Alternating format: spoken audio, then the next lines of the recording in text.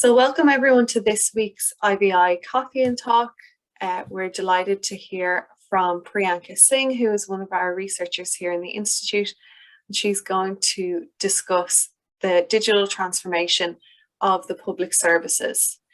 So I'll hand over to you now, Priyanka. Thank you, Grace. Good afternoon, everyone. My name is Priyanka Singh, and today's topic is digital transformation of the public services based on the citizens' feedback. So today I'm going to discuss briefly about some of the challenges that I identified during my case studies. So without any further delay, I would like to start by giving you a little bit of background and the context of this study. So in my topic, I mentioned about the feedback, like how the public services can be transformed digitally with the help of community or citizens in feedback. So there are different platforms via we gather the feedback of citizens. So we have online platforms, we have tools like CVQ in Ireland, through which we can get the feedback of citizens for policy making, for different services we want to design in the future. Similarly, we also have another platform that is Public Participation Network in Ireland.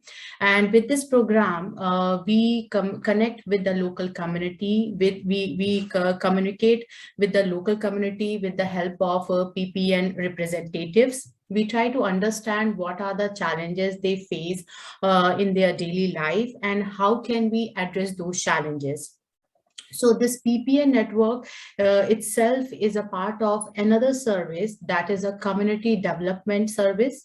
So in the right side, you can see different services which are provided by different councils of Ireland. And one of them is the community development. So PPN comes under the umbrella of the community development service. You can also see there are different other services, for example, road, environment, water, and so on. So within the context of my study, I'll be only focusing on those services which have been identified important for the community based on the feedback they provided. Plus, considering the services where the technology can help in transforming those public services. So I will talk about this public services, about the technology-enabled solution in that direction in my upcoming slide. So what I wanted to give you here is the overview of the PPN network, the offline platform through which we can get the feedback of community. And what I also found in my case study that this community development service, this PPN network happens in silos. So basically we are getting the feedback with the help of this program. However, that feedback is again not being reflected or not being channeled properly to the other service departments who are working on those services. So for example, if community has some issues with the road or parking related issues and they are giving their feedback about that information sits in silos under the umbrella of community development service, and it is not being linked with the other service for a relevant service department, for example, the road and parking related service. So in my next slide, I'm going to discuss some of the challenges that I found during the case studies that practitioners face when they engage with local community, also when they engage with the platforms like Unheard Voices, and what are the issues they faced during these engagement programs. So first challenge was about the closing the feedback loop. So Unheard Voices is an example of an online platform via council gets the feedback, the viewpoints of the community. So one of the practitioners from the council mentioned that they failed to close the feedback loop with the help of this online engagement platform. So definitely they were listening to the citizens, they were getting their feedback. However, when it comes to actually implementing those feedback, working on those feedback, and finally closing the complete loop, they failed to do so with the help of this online platform. Second challenge that they highlighted, which is related to the offline engagement program, that is the PPN network, that they engage with the local community. They have a huge amount of information as a part of this program in the form of feedback. However, they were not able to see the overall impact of this engagement. They were not able to see that what benefit it is offering in terms of the service implementation, and what how meaningful that information could be if we channel that feedback to the other service department. Third challenge was regarding the consideration of multi-stakeholders perspective. So when we talk about citizen engagement, when we want to design services based on the requirements and of the citizens, we often forget that definitely citizens are the primary focus.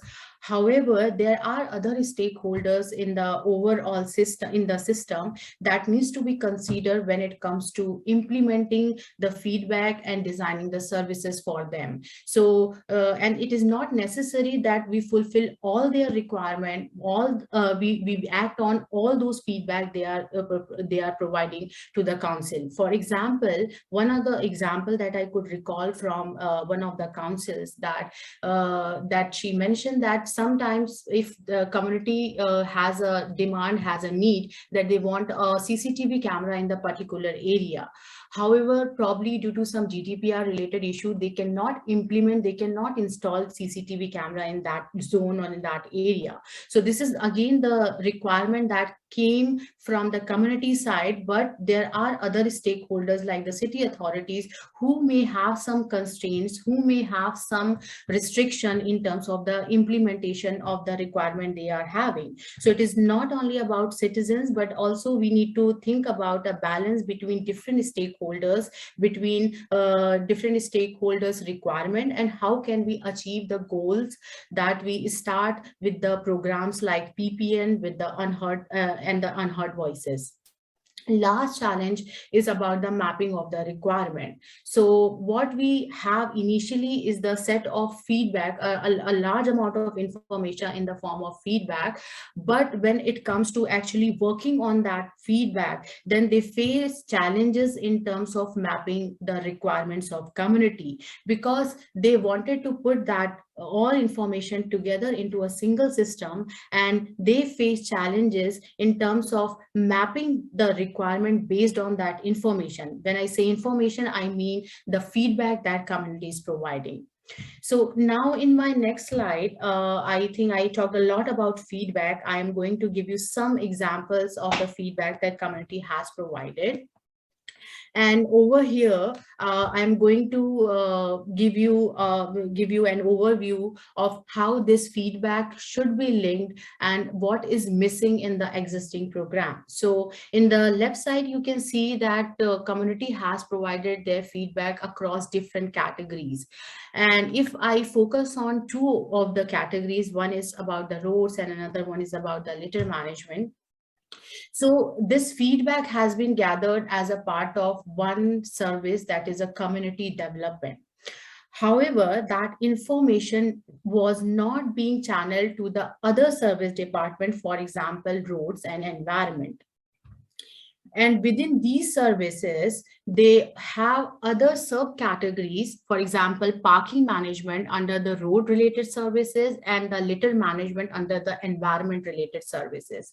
So what I'm trying to do over here, that I'm trying to connect these two services which are provided by the council and represented in the form of service catalog. So I'm trying to do is that channeling that information from one service to to the other services.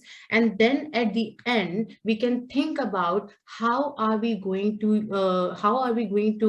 technology is going to help us in solving such issues. So for example, parking management related issue can be resolved with the help of e-parking. Similarly, litter management can be solved with the help of a smart bins installation. But over here, it is important to point out that it is not just about the technologies that we need to implement. We need to take a step back. We need to see how that internal workflows look like, how these services interact with each other within the system, and what happens once that feedback is in the system. So at the end, we are definitely going to use the technology to solve those problems. But before that, we also need to consider some factors which are important to work on those feedback, to implement these services, to capture the challenges that practitioners have highlighted in terms of the implementation. So here we are trying to connect the two services which work in silos, and at the same time I'm trying to capture this workflow within two different isolated services. So it's not about like we are not listening to the citizens, we are not getting their feedback. It is about what are we doing after that, getting that feedback. What happens once that feedback is in the system? What are the challenges that practitioners face in terms of the implementation? And to solve this issue, to capture this complete narrative, to capture this workflow into a single form, I am from my research proposing a process model as a blueprint for the practitioners who work with the communities, who engage with communities and try to implement services based on the feedback the community is providing. So over here in the left side, you can see I have three sections. So in the one part, I am capturing how the feedback is gathered from different platforms. And then in the second stage, we are trying to link that feedback to the different service categories, different service catalogs that council is providing for the community. And then in the third stage, we are thinking about the technical implementation. And apart from the technical implementation, we are also thinking about the other factors, for example, the KPIs that are required to measure the impact of those service usage and the satisfaction of the community towards that service. We are also talking about considering the risk which could be associated with the implementation of the services. We are talking about the technology we can consider to solve the specific problem of the community. So that all those factors, technical, non-technical, all those factors are captured in the third category, in the third stage. And in the right side, you can see a web version of the proposed process model that I used for the demonstration purpose to the practitioners in my study. So now we have this blueprint, and if we want to implement now we can implement a system based on this blueprint. So we can use web technologies, we can use AI technologies for the analysis of the feedback, and together combining all those together, we can have a platform where we can see that we are not only taking their feedback in, we are actually also showing that how that feedback is implemented within a system, what are the constraints, what are the factors that we should consider apart from the technologies for implementing those services. So this is that's it from my side. And we also have an upcoming event, very interesting webinar, safeguarding data, that works for all this afternoon. So I hope you all can join, and we have some other links to follow if you want to know more about IVI. If you want to get in touch with us, then you can follow those links. So that's it from my side. I'm open to any questions or comments or discussion with you. Thank you very much. Thanks very much, Priyanka, for a great presentation. Does anyone have any questions, comments for Priyanka?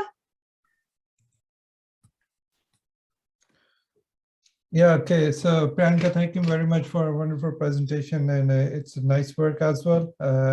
Just two comments regarding if you go back to slide number 3. No, this one, yeah.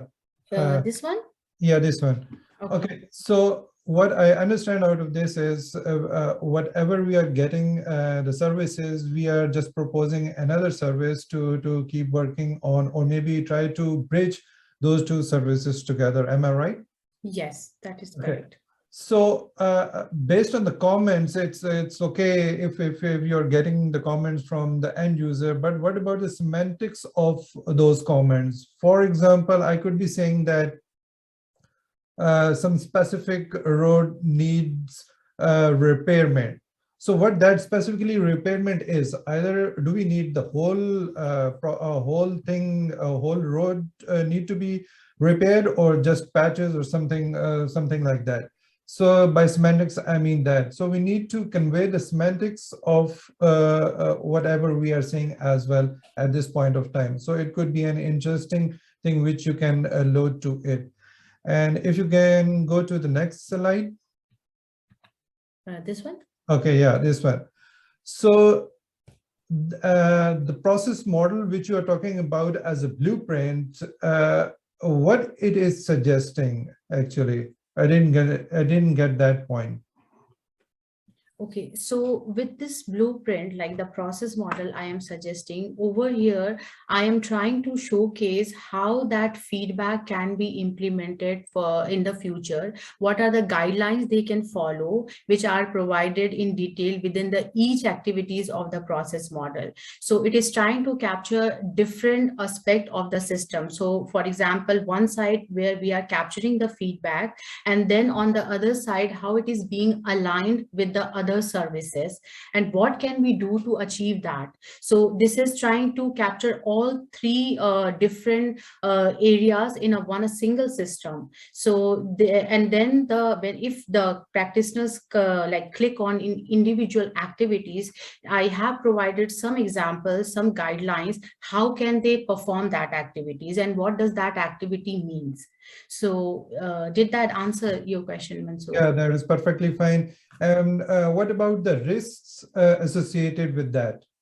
Okay, so if we, because it's I know you cannot see the complete activities, but like in the risk part, it is a part of the vision of the project. So when, for example, community has some feedback about parking management related system. So when it comes to the implementation, what are the risks in terms of the implementation? I mean, there could be some constraint in terms of the finances, in terms of the technical implementations. For example, I gave an example of CCTV camera. It was not possible to implement that. So what could be the risk around that implementation? Are there any privacy related risk? Are there any security related risk? So all those factors should be mentioned under the vision phase before we implement the services, or we are trying to, if we are creating new services. All right, that sounds great. Thank you. Okay, thanks, Mansoor. Just one last comment, Mansoor, about your comment around the road, road repairing. Mm-hmm. So what I am considering in my study is that only those public services where the technology can help them to improve that.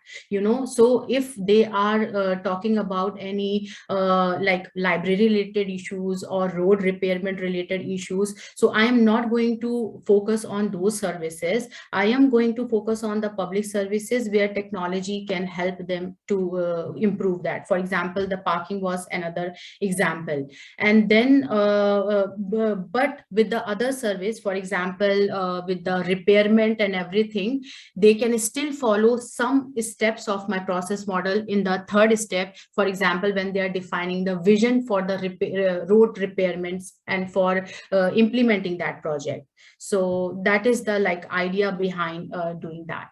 Yeah. Okay, fine. All Thanks, right. Mansoor. Yes, Kultkin.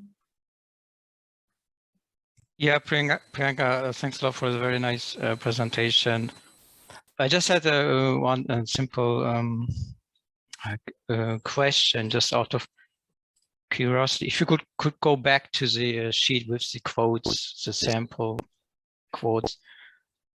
I was wondering, yes, like the nature of the feedback. So based on this sample, you see, top 6 dislikes, and the question is addressing particularly, what they don't like. So how complex is that component of the feedback? So is it just only, getting feedback, you guys out there, what don't you like about your environment, about the city, or is it also like some other angle? Do you want to improve something? Do you have any advices or initiatives? Or please get in touch with us if you want to have like additional service, something like that. How complex is that? Because it would also be relevant to process all this, as Manju also mentioned, from a semantic way, but also from just channeling into different categories, right? Complaints, suggestions, etc. Yes, yeah, that's a good question, Gultekin. So the feedback they have, there are 2 categories. One is the likes they have about the community, and another one is the dislikes that I have presented over here. So in my model, it also I have given option, if they want to access the positive feedback, they can click on it and they can see what are the positive feedback about different services. And when they click on the negative feedback or the top dislikes, as they say in this context, then they can see what are the negative or the dislikes about the services. And then after zooming into that dislikes, for example, if I am a city authority, I want to see what are the issues that people have highlighted in the road payment service, then I can click on that, select that particular service, and then follow the activities I am suggesting with my process model. So I have given this like option in my model also. And from the council perspective, they are classifying it in the 2 different forms. So in these 2 categories, they can either suggest something new, or they can they can say that I want to improve existing one, but the categories are like 2 based on the case study I conducted. Okay, great. Thanks a lot. Yeah. Thanks. Yeah, interesting. Marco? Yeah, thanks. But actually, based on your presentation, but also on the comment from Mansoor Gurtekin, I don't understand. Or the question is, are you classifying somehow the feedback? Because, for example, you are talking about a lot about road improvement, road maintenance, or these kind of things, and there are very nice applications where people can report about specific problems on the road. So because one thing is to say, okay, roads need improvement. That is very generic. I mean, very generic feedback. I don't know how useful is that. Something else is to say, okay, there is a hole in that specific road, the specific angle or the corner, or on the parking. About the parking, you have examples on the parking. I would like to have more space in the parking zone to say there is a car that has been parked for over a year in that spot, is taking maybe a spot used otherwise. So, and these are completely different feedback, because these are feedbacks, but this is more kind of reporting. And so are you classifying these, and are you, and probably they are going to be used by different people in the service, in the government or the city council, because there is, of course, the team that is works with repairing holes in the road, or there is the team that works about the road, just okay, improvement and more kind of a general planning. So are you considering these different feedbacks, and also the different people who should use this feedback? Thanks, Marco, for the question. Interesting. If you talk about from the technical implementation point of view, like if I am classifying this feedback as a positive or negative, then I am not like doing that technical classification. What the idea is that in my model, I have two different activities where you can access the positive and negative feedback. So as you gave in your example, there could be three different categories even within the road service itself. And that is what I am suggesting in my model. Like when you go over here in the first stage. So this is just a blueprint. This is just a model to showcase that if in the future we are going to implement technical system based on this model, we should have an option where we can see, okay, these are the positive feedback, these are the negative feedback. And once we classify that feedback, I mean, after accessing that feedback, we should be able to select what based on that feedback, which service department we are supposed to contact. Either is it a parking management, is it about the road road repairment related services, or it is about other categories that road service catalog has to offer. So it is giving them, it should give them that opportunity where they can channel that specific feedback to the specific category of the service.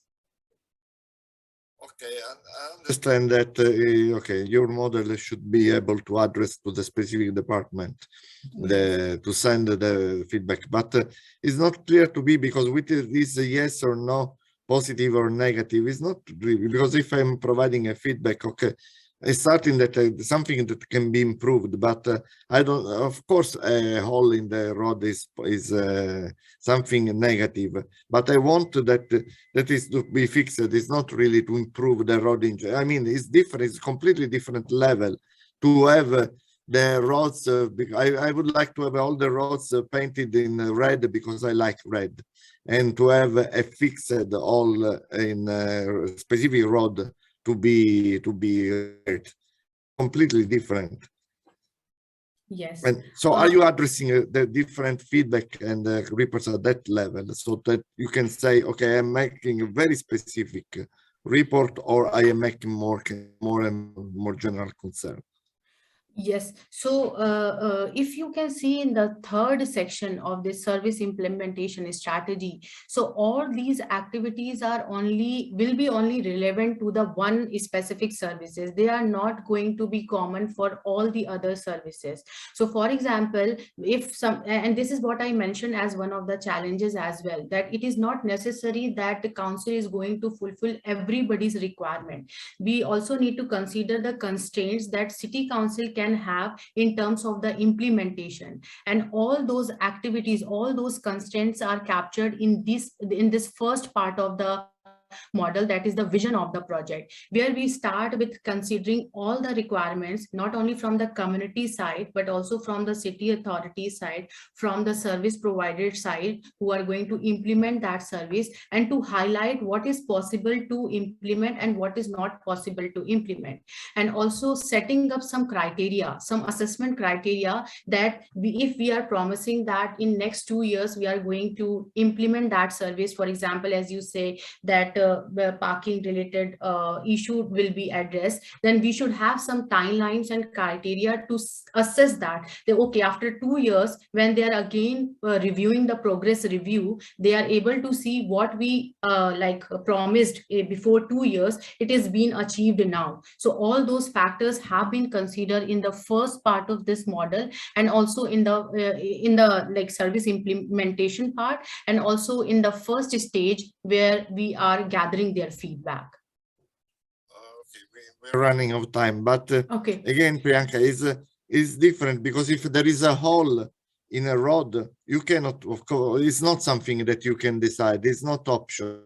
The council has to fix that, and it must be fixed in a very short time, because there is a hole that could be dangerous, so that is not something that you can discuss. If I want to change the color of the roads from gray to red because I like, okay, that is something that we can discuss, and if it is the case or not. So it's completely different. Let's say the level of the feedback or report is completely different in the two cases. So that and also they should be addressed in different way. So Yeah. think of okay, just some thought for your model that maybe could also consider these different classifications of feedback. Yeah, sure. Thanks, Marco. Maybe I can have a like separate discussion with Yeah, you to, absolutely. clarify it more Yeah. for you. Yeah. Thanks very much, Marcus, for your comment. So thanks everyone for the discussion today. Thanks again to Priyanka for a great presentation. I'll just pop up on screen. As Priyanka mentioned, we have a webinar on later on today from the Empower Data Government Programme, looking at safeguarding data that works for all. So feel free to join us there and keep an eye on our various channels for information about future Coffee and Talks webinars and other events. Thanks everyone for attending today.